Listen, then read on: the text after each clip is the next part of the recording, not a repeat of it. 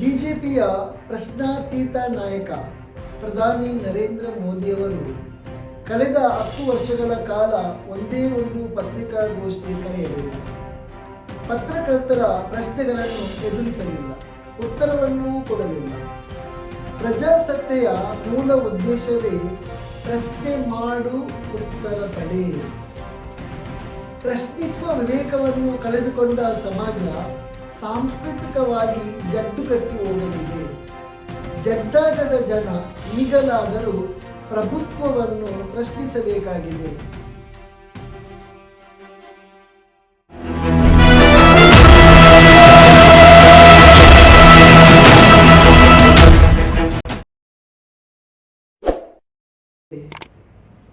ರಾಜ್ಯದ ಎಲ್ಲ ವಸತಿ ಶಾಲೆಗಳ ಪ್ರವೇಶ ದ್ವಾರದಲ್ಲಿ ಇದ್ದ ಜ್ಞಾನ ದೇಗುಲ ಧೈರ್ಯವಾಗಿ ಪ್ರಶ್ನಿಸು ಎಂಬ ಘೋಷವಾಕ್ಯವನ್ನು ಬದಲಾಯಿಸಿರುವ ಸಮಾಜ ಕಲ್ಯಾಣ ಇಲಾಖೆ ಕ್ರಮ ಖಂಡಿಸಿ ಬಿಜೆಪಿಯ ರವಿಕುಮಾರ್ ವಿಧಾನ ಪರಿಷತ್ತಿನಲ್ಲಿ ಏನು ಅಂತ ಪ್ರಶ್ನಿಸಬೇಕು ಎಂದು ಭಾರೀ ಗದ್ದಲವೆಬ್ಬಿಸಿದ್ದರು. ಆ ತಕ್ಷಣವೇ ಬಿಜೆಪಿಯ ಐಟಿ ಸೆಲ್ ಜ್ಞಾನ ದೇಗುಲವಿದು, ಕೈ ಮುಗಿದು ಒಲೆಗೆ ಬಾ ಎಂಬ ಕುವೆಂಪು ಅವರ ಘೋಷವಾಕ್ಯವನ್ನು ವಿರೂಪಗೊಳಿಸಲಾಗಿದೆ, ಅವರಿಗೆ ಅವಮಾನ ಮಾಡಲಾಗಿದೆ ಎಂಬ ಪೋಸ್ಟರ್ ಮಾಡಿದರು. ಬಿಜೆಪಿಯ ಹಿರಿಯ ಕಿರಿಯ ಮರಿನಾಯಕರೆಲ್ಲ ಐಟಿ ಸೆಲ್ ಮಾಡಿದ ರೆಡಿಮೇಡ್ ಪೋಸ್ಟರ್ಗಳನ್ನು ಸೋಷಿಯಲ್ ಮೀಡಿಯಾದಲ್ಲಿ ಹಂಚಿದರು. ಕುವೆಂಪು ಅವರಿಗೆ ಕಾಂಗ್ರೆಸ್ ಸರ್ಕಾರದಿಂದ ಅವಮಾನವಾಗಿದೆ ಎಂದು ಬೊಬ್ಬೆ ಹಾಕಿದರು. ಅದಕ್ಕೆ ಗೋಧಿ ಮೀಡಿಯಾದ ಪತ್ರಕರ್ತರು ಅದನ್ನು ಸುದ್ದಿ ಮಾಡಿ ಸದ್ದು ಮಾಡಿದರು. ಅಸಲಿಗೆ ಅದು ಕುವೆಂಪು ಅವರ ಘೋಷವಾಕ್ಯವಲ್ಲ. ಬಿಜೆಪಿಗರಿಗೆ ಕುವೆಂಪು ಕಂಡರೆ ಪ್ರೀತಿ ಗೌರವಗಳೂ ಇಲ್ಲ. ಕುವೆಂಪು ಹೆಸರನ್ನು ಮುಂದೆ ತಂದರೆ ಆಡಳಿತ ಕಾಂಗ್ರೆಸ್ ಪಕ್ಷಕ್ಕೆ ಇಕ್ಕಟ್ಟಿನ ಸಂದರ್ಭ ಸೃಷ್ಟಿಸಿದರೆ ಅದರಿಂದ ರಾಜಕೀಯ ಲಾಭ ಪಡೆಯಬಹುದು ಎನ್ನುವುದಷ್ಟೇ ಅವರ ಉದ್ದೇಶವಾಗಿತ್ತು. ಅಸಲಿಗೆ ಧೈರ್ಯವಾಗಿ ಪ್ರಶ್ನಿಸು ಎನ್ನುವುದನ್ನು ಬಿಜೆಪಿ ನಾಯಕರು ವಿರೋಧಿಸಿರುವುದು ಸರಿಯಾಗಿಯೇ ಇದೆ. ಯಾಕೆಂದರೆ ಬಿಜೆಪಿಗರಿಗೆ ಪ್ರಶ್ನಿಸುವ ಧೈರ್ಯವೂ ಇಲ್ಲ, ಪ್ರಶ್ನಿಸುವುದು ಅವರ ಜಾಯಮಾನವೂ ಅಲ್ಲ.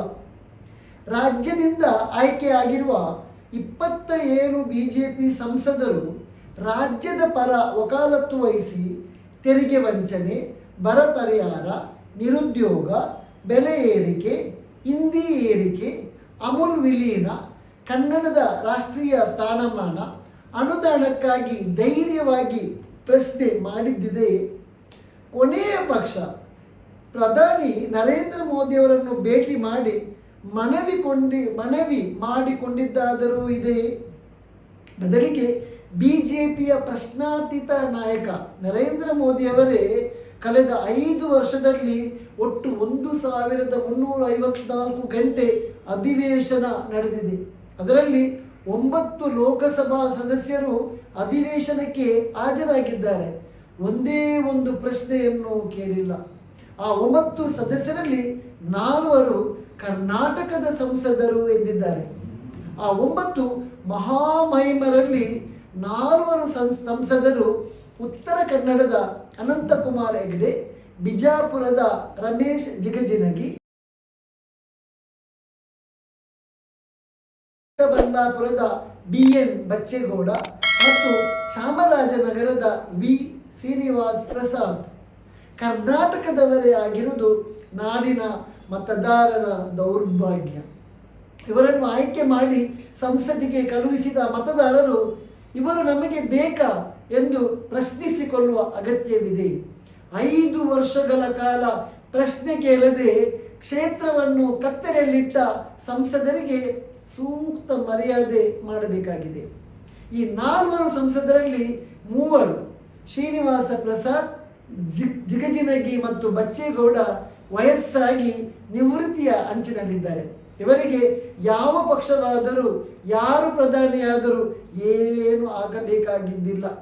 ಇಂಥವರನ್ನು ಮತದಾರರು ಕಸಕ್ಕಿಂತ ಕಡೆಯಾಗಿ ಕಂಡು ತಿರಸ್ಕರಿಸಬೇಕಾಗಿದೆ. ಇನ್ನು ಉತ್ತರ ಕನ್ನಡದ ಸಂಸದ ಅನಂತಕುಮಾರ್ ಹೆಗಡೆ ಎಂದು ಸಂವಿಧಾನವನ್ನು ಬದಲಾಯಿಸಲು ಬಂದಿದ್ದೇವೆ ಎಂದಿದ್ದರು. ಅವರ ಈ ಒಂದು ವಿಡಿಯೋ ನೀವೇ ನೋಡಿ. ಇದೆಲ್ಲವೂ ಬದಲಾಗಬೇಕಾದ್ರೆ ಈ ಮೆಜಾರಿಟಿಯಲ್ಲಿ ಆಗುವುದಿಲ್ಲ.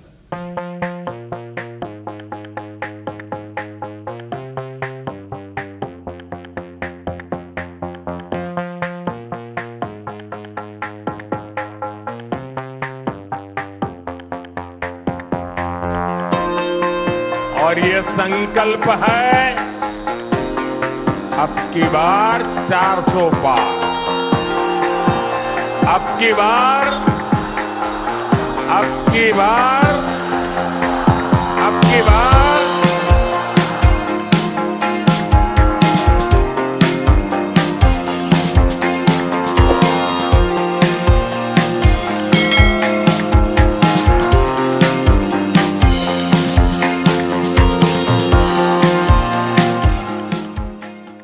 ಮೋದಿಯವರು ಒಂದು ಮಾತನ್ನ ಹೇಳಿದರು, ಅಬ್ ಕಿ ಬಾರ್ 400 ಪಾರ್.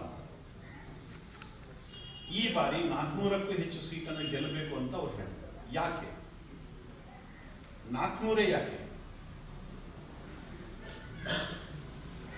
ನಮಗೆ ಲೋಕಸಭೆಯಲ್ಲಿ ಬಹುಮತ ಇದೆ, 2/3 ಮೆಜಾರಿಟಿ ಇದೆ. ರಾಜ್ಯಸಭೆಯಲ್ಲಿ ನಮಗೆ 2/3 ಮೆಜಾರಿಟಿ ಇದೆ, ಅಲ್ಪ ಬಹುಮತ ಇದೆ. ರಾಜ್ಯ ಸರ್ಕಾರಗಳಲ್ಲಿ ನಮಗೆ ಬೇಕಾಗಿರ್ತಕ್ಕಂಥ ಬಹುಮತ ಇಲ್ಲ. ಸಂವಿಧಾನವನ್ನ ತಿದ್ದುಪಡಿ ಮಾಡಬೇಕಾದ್ರೆ, ಇದೆಲ್ಲವೂ ಬದಲಾಗಬೇಕಾದ್ರೆ ಈ ಮೆಜಾರಿಟಿಯಲ್ಲಿ ಆಗುವುದಿಲ್ಲ. ಲೋಕಸಭೆಯಲ್ಲಿ ಕಾಂಗ್ರೆಸ್ ಇಲ್ಲ, ಲೋಕಸಭೆಯಲ್ಲಿ ಮೋದಿ ಅವರು 2/3 ಮೆಜಾರಿಟಿ ಬಂದ್ಬಿಟ್ಟಿದ್ದಾರೆ, ಮಾಡ್ಲಿ ಅಂತ ಬಿಟ್ರೆ ಮಾಡ್ಲಿಕ್ಕೆ ಆಗುದಿಲ್ಲ. ಸಮಯ ಸಿಕ್ಕಾಗೆಲ್ಲ ಮುಸ್ಲಿಮರ ವಿರುದ್ಧ ಬೆಂಕಿ ಕಾರಿದ್ದರು. ಸನಾತನ ಶ್ರೇಷ್ಠ ಎನ್ನುತ್ತಲೇ ಸಹಬಾಳ್ವೆಗೆ ಸಂಚಕಾರ ತಂದಿದ್ದರು. ಆದರೆ ಆಡಬೇಕಾದ ಕಡೆ ಆಡದೆ ಉತ್ತರ ಕುಮಾರನಾಗಿದ್ದರು. ಸಂಸತ್ತಿನಲ್ಲಿ ಮಾತನಾಡದ ಈ ಬಿಜೆಪಿ ಸಂಸದರಾದ ರಮೇಶ್ ಜಿಗಜಿಣಗಿ, ಸಿದ್ದೇಶ್ವರ್, ಸದಾನಂದ ಗೌಡ, ಪ್ರಹ್ಲಾದ್ ಜೋಶಿ, ಅನಂತಕುಮಾರ್ ಹೆಗಡೆಯವರ ಆಸ್ತಿ ಮಾತ್ರ ದುಪ್ಪಟ್ಟಾಗಿದೆ. Association for democratic reform ADR ವರದಿಯೇ ಬಿಜೆಪಿಗರ ಬಂಡವಾಳವನ್ನು ಬಯಲಿಗಿಟ್ಟಿದೆ. ಕೇವಲ 20 ವರ್ಷಗಳ ಹಿಂದೆ ಸಾಮಾನ್ಯರಂತಿದ್ದ ಇವರು ಇಂದು 100 ಕೋಟಿಗಳ ಒಡೆಯರಾಗಿದ್ದು ಹೇಗೆ? ಇವರ ಮೇಲೆ IT, ED, CBI ದಾಳಿಗಳು ಯಾಕಿಲ್ಲ? ಇನ್ನು ಬಿಜೆಪಿಯ ಪ್ರಶ್ನಾತೀತ ನಾಯಕ ನರೇಂದ್ರ ಮೋದಿಯವರು ಕಳೆದ 10 ವರ್ಷಗಳ ಕಾಲ ಒಂದೇ ಒಂದು ಪತ್ರಿಕಾಗೋಷ್ಠಿ ಕರೆಯಲಿಲ್ಲ, ಪತ್ರಕರ್ತರ ಪ್ರಶ್ನೆಗಳನ್ನು ಎದುರಿಸಲಿಲ್ಲ, ಉತ್ತರವನ್ನು ಕೊಡಲಿಲ್ಲ. ಪ್ರಜಾಸತ್ತೆಯ ಮೂಲ ಉದ್ದೇಶವೇ ಪ್ರಶ್ನೆ ಮಾಡು, ಉತ್ತರ ಪಡೆ. ಬೆಲೆ ಏರಿಕೆ, ನಿರುದ್ಯೋಗ, ಹಣದುಬ್ಬರ, ಬಡವರ ಸಂಖ್ಯೆ ಹೆಚ್ಚಾಗುತ್ತಿರುವುದು, ಈ ದೇಶದ ಸಂಪತ್ತೆಲ್ಲವೂ ಕೇವಲ ಕೆಲವರ ಪಾಲಾಗುತ್ತಿರುವುದು, ಅವರ ರಕ್ಷಣೆಗೆ ಇಡೀ ಸರ್ಕಾರ ಟೊಂಕ ಕಟ್ಟಿ ನಿಲ್ಲುತ್ತಿರುವುದು, ಇದನ್ನು ದೇಶದ ಜನತೆ ಗುರುತಿಸದೇ ಇದ್ದರೆ ದೇಶ ಇನ್ನಷ್ಟು ಅಪಾಯಕ್ಕೆ ತುತ್ತಾಗಲಿದೆ. ಪ್ರಭುತ್ವವನ್ನು ಪ್ರಶ್ನಿಸುವ ಹಕ್ಕನ್ನು ನಮ್ಮ ಸಂವಿಧಾನವೇ ನಮಗೆ ಕಲಿಸಿಕೊಟ್ಟಿದೆ. ಪ್ರಶ್ನಿಸುವ ವಿವೇಕವನ್ನು ಕಳೆದುಕೊಂಡ ಸಮಾಜ ಸಾಂಸ್ಕೃತಿಕವಾಗಿ ಜಡ್ಡು ಕಟ್ಟಿ ಹೋಗಲಿದೆ. ಜಡ್ಡಾಗದ ಜನ ಪ್ರಶ್ನಿಸಬೇಕಾಗಿದೆ. ಈಗ ಪ್ರಭುತ್ವ ಹಲವಾರು ಪ್ರಶ್ನೆಗಳಿಗೆ ಉತ್ತರ ನೀಡಬೇಕಾದ ಸಮಯವೂ ಬಂದಿದೆ. ಇದಾಗಿದೆ ಇವತ್ತಿನ ಮಲಾರ್ ನ್ಯೂಸ್ನ ವಿಶೇಷ ಸಂಚಿಕೆ. ಇದೇ ರೀತಿಯಾದಂಥ ಸಂಚಿಕೆಗಳನ್ನು ವೀಕ್ಷಿಸಲು ಈ ಕೂಡಲೇ ಸಬ್ಸ್ಕ್ರೈಬ್ ಮಾಡಿ ಮಲಾರ್ ನ್ಯೂಸ್. ಧನ್ಯವಾದಗಳು.